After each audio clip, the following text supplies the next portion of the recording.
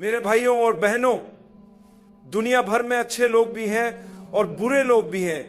हम सबको एक अच्छा इंसान बनने की कोशिश करनी चाहिए, खास तौर पर अगर हम उस दिन के बारे में फिक्रमंद हैं जब हम अल्लाह से मुलाकात करेंगे। इसीलिए रसूल अल्लाह ने फरमाया, जो शख्स अल्लाह और आखिरत के दिन पर ईमान रखता है उसे चाहिए कि या तो अच्छी बात करे या खामोश रहे। आखिरत के दिन पर ईमान रखने का मतलब यह है कि आप यकीन रखते हैं कि कोई आपके अमाल का हिसाब लेगा, कोई आपको आपके किए गए अमाल के लिए जवाबदेह ठहराएगा। यही चीज एक मोमिन को उस शख्स से अलग करती है जो ईमान नहीं रखता।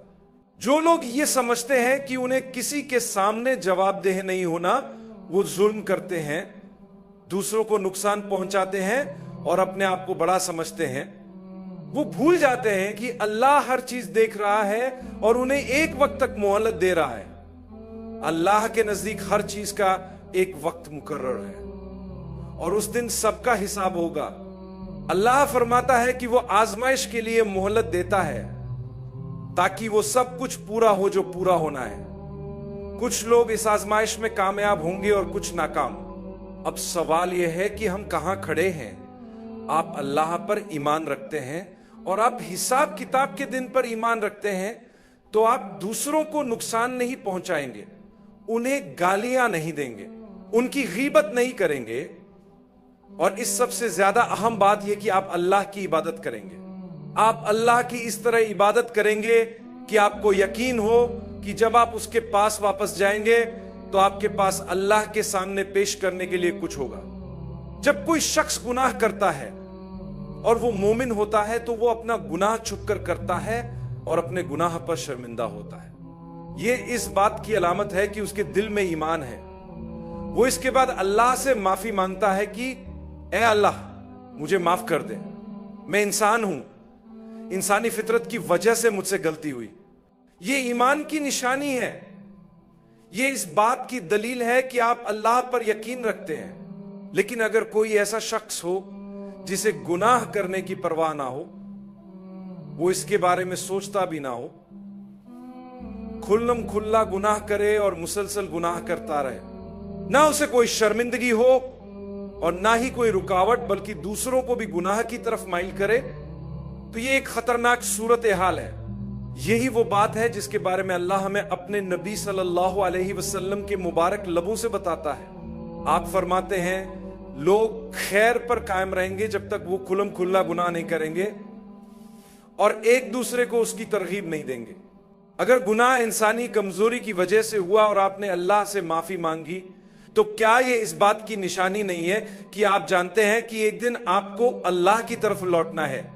जब हमारी आंखें बंद होंगी तो हम अल्लाह के पास जाएंगे। क्या आप जानते हैं कि वो लोग जो मौत से हद से ज्यादा डरते हैं, असल में वो अल्लाह की रहमत पर यकीन नहीं रखते, क्योंकि मौत तो अटल है, वो आपको और मुझे जरूर आएगी। इससे न डरे, आप एक बेहतर जगह पर जा रहे हैं। एक खूबसूरत मिसाल पेश करता हूं। मैंने अपनी बात यह कहकर शुरू की कि दुनिया में अच्छाई और बुराई दोनों मौजूद हैं। कुछ जालिम हैं और कुछ ऐसे अच्छे लोग भी हैं जो सीधे रास्ते पर चलते हैं और इंसाफ पर कायम रहते हैं, चाहे उनके खिलाफ ही क्यों ना हो। तारीख के आगाज से लेकर आज तक सबसे बदतरीन लोगों में से एक शख्स फिरौन था। फिरौन इतना बदतरीन था कि खुद को रब समझता था।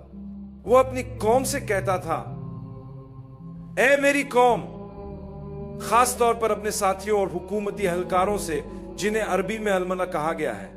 फिरौन ने उनसे कहा, ऐ मेरे साथियों, मैं तुम्हारे लिए अपने अलावा कोई और माबूद नहीं जानता जिसकी तुम इबादत करो। ये कितनी बड़ी तकब्बुर की बात थी। और वो जानता था कि वो एक इंसान है। उसने अपने गुरूर की वजह से एक ऐसा निजाम बना लिया जहां सबको उसी की इबादत करनी थी।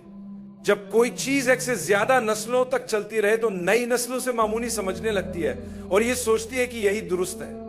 यही वजह है कि इस्लाम सिखाता है कि आप अपने अकीदे के बारे में सवाल करें।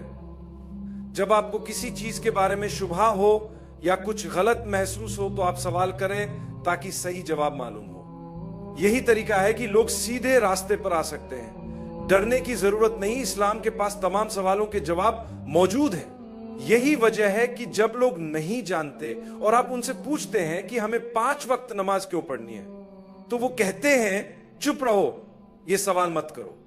मैं ये सवाल इसलिए नहीं कर रहा कि नमाज ना पढ़ूं, मैं पढ़ूंगा, बस जानना चाहता हूं कि इसकी हिकमत क्या है। इसी तरह बच्चे सवाल करते हैं कि हमें हलाल खाना क्यों खाना है।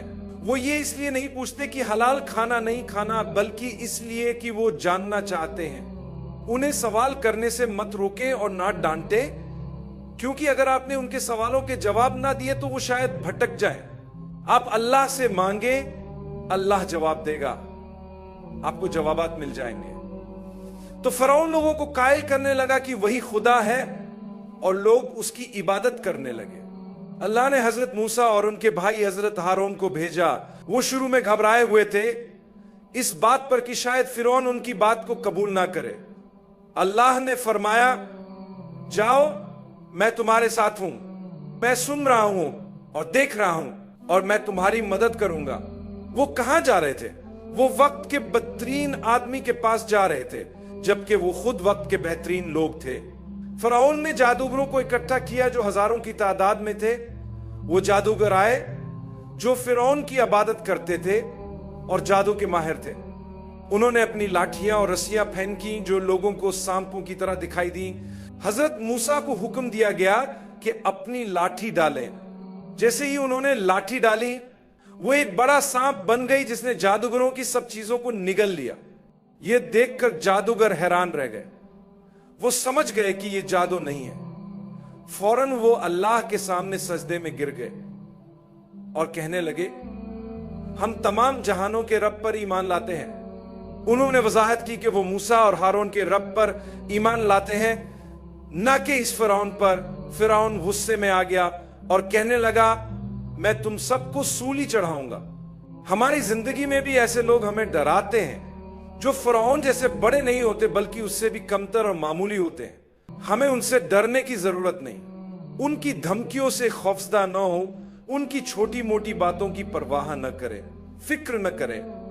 अल्लाह मौजूद है, वो आपको फतह अता करेगा।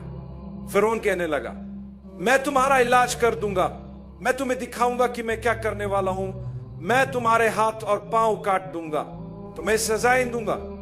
लेकिन जानते हो उन्होंने क्या कहा? उन्होंने कहा, कोई मसला नहीं, जो करना है कर लो। उन्होंने कहा कि दुनिया में तुम्हारा बस थोड़ा सा इख्तियार है, लेकिन आखिरत में तुम कभी कामयाब नहीं हो सकते। आखिरत में तुम हमारा कुछ नहीं बिगाड़ सकते। अल्लाह ताला ने उन जादूगरों को जिन्हें बाद में कत्ल किया गया, जन्नत अता की। उन्होंने सिर्फ 2 काम किए। उन्होंने अपनी पूरी जिंदगी में सिर्फ एक सजदा किया और वो अल्लाह के लिए अपने ईमान पर डटे रहे। उन्होंने अल्लाह के लिए अपने ईमान पर साबित कदमी दिखाई और सिर्फ एक सजदा किया और उन्हें जन्नत अता हुई। मैं आपसे एक सवाल पूछता हूं और यही बात मैं उजागर करना चाहता हूं। आपने अपनी जिंदगी में अल्लाह के लिए कितने सजदे किए हैं? कि कितनी बार आपने अल्लाह के लिए आंसू बहाए हैं? कितनी बार आपने गुनाह किया और फिर अल्लाह के लिए तौबा की? बेशक आपने 12 ऐसा किया होगा। अल्लाह की रहमत से मायूस न हो, यह अमल आखिरी सांस तक जारी रखे। अगर आप अपने आखिरी वक्त तक सीधे रास्ते पर रहे तो खुशखबरी है आपके लिए, लेकिन अगर आप ऐसा न कर सके तो यह बहुत बड़ा नुकसान होगा। और जहां तक जालिमों की बात है, वो कुछ नहीं हासिल करेंगे। वो धमकियां देते रहेंगे और शायद वक्ती तौर पर कुछ नुकसान पहुंचा भी दे, लेकिन हमेशा के लिए वो कभी कामयाब नहीं हो सकते। उन जादूगरों को देखें, उन्होंने फिरौन से कहा, कोई बात नहीं, जो करना है कर लो, तुम हमें सिर्फ इस दुनिया में नुकसान पहुंचा सकते हो। अल्लाह की रहमत से कभी मायूस ना हो। आज दुनिया भर में जो हालात हैं, लोग कहते हैं चीन के लिए दुआ करें, अफगानिस्तान के लिए दुआ करें, पाकिस्तान के लिए दुआ करें, सूडान के लिए दुआ करें। यह फहरिस्त खत्म नहीं होती। हम जहां भी देखें, लोग मुश्किलात और तकलीफों में मुब्तला हैं। इससे निकलने का वाहिद रास्ता यह है कि हम वही की तरफ वापस जाएं, देखें कि अल्लाह ने क्या फरमाया है, उन मिसालों को समझें और अंबिया के किस्से पढ़ें। ये किस्से सिर्फ सोने से पहले मजे लेने के लिए नहीं है, बल्कि इनमें हमारे लिए सबक है ताकि हम अपनी जिंदगियों को बेहतर बना सके। हमें यकीन रखना चाहिए कि अल्लाह हमारी हिफाजत करेगा। जब भी हम पर कोई मुसीबत आए, उसे सब्र और शुक्र के साथ कबूल करें।